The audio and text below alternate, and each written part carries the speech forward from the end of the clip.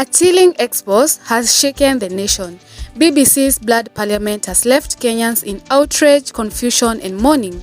But this isn't just a documentary. It's a mirror reflecting the state of our politics.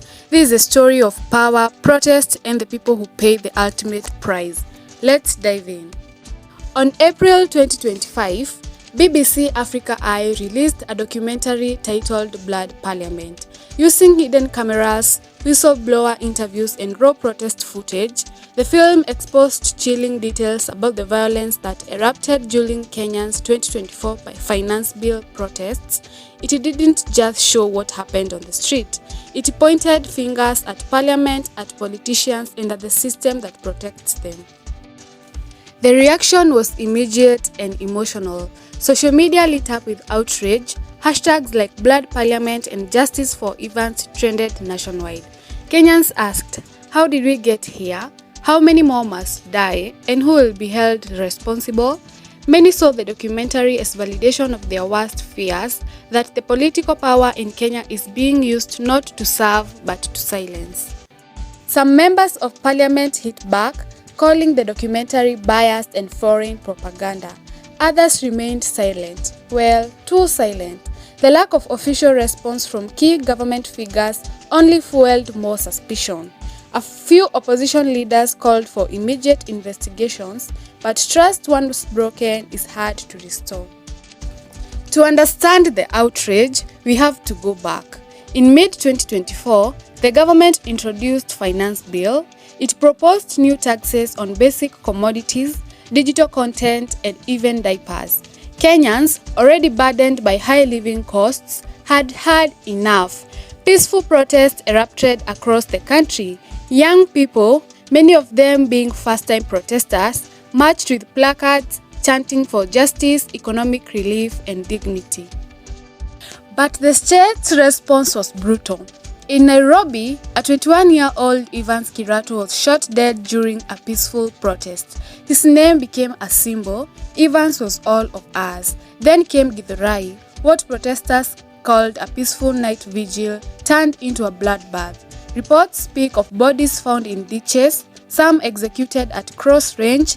Githurai residents called it a massacre.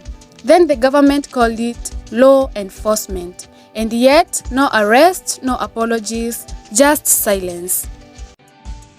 Even as the blood was being spilled in the streets, Parliament went ahead with the vote. A staggering 204 MPs voted yes to the finance bill. Why? Many Kenyans believe the vote was less about economics and more about loyalty. Allegations of coercion, bribery and fear-mongering floated across social media. Some MPs were even recorded saying they had no choice but to toe the party line. While traditional media remained cautious, influencers and citizen journalists took charge. On TikTok, Twitter and YouTube, they broke down scenes from the documentary, named names and called for resignations. Independent voices became the nation's conscience. This isn't new. From Golden Badge to Anglo-leasing, from the 2007 post-election violence to the police brutality in informal settlements, Kenyans have seen this movie before. But what's different now is the audience. Young Kenyans are angry and they are watching.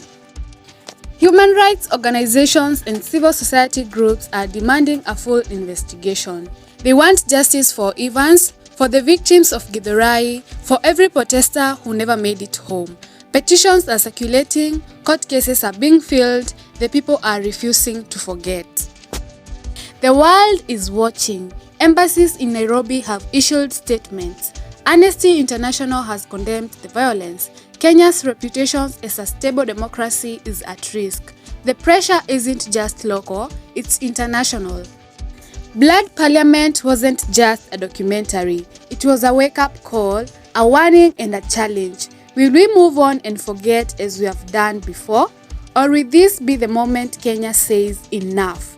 The choice belongs to us, to you and to your next vote, the next march, the next headline. The documentary only covered deaths of 3 important Gen Z heroes. The hundreds who died on the streets, those abducted, tortured and killed, some even being dumped in quarries, the Shakahora massacre and organ trafficking, the trauma that was caused to the Gen Z families and friends are still fresh. The insults from political class to people who gave them power and position to work for them will never be forgotten. Stay woke. This is Fame Extra. Don't forget to like, subscribe, and share.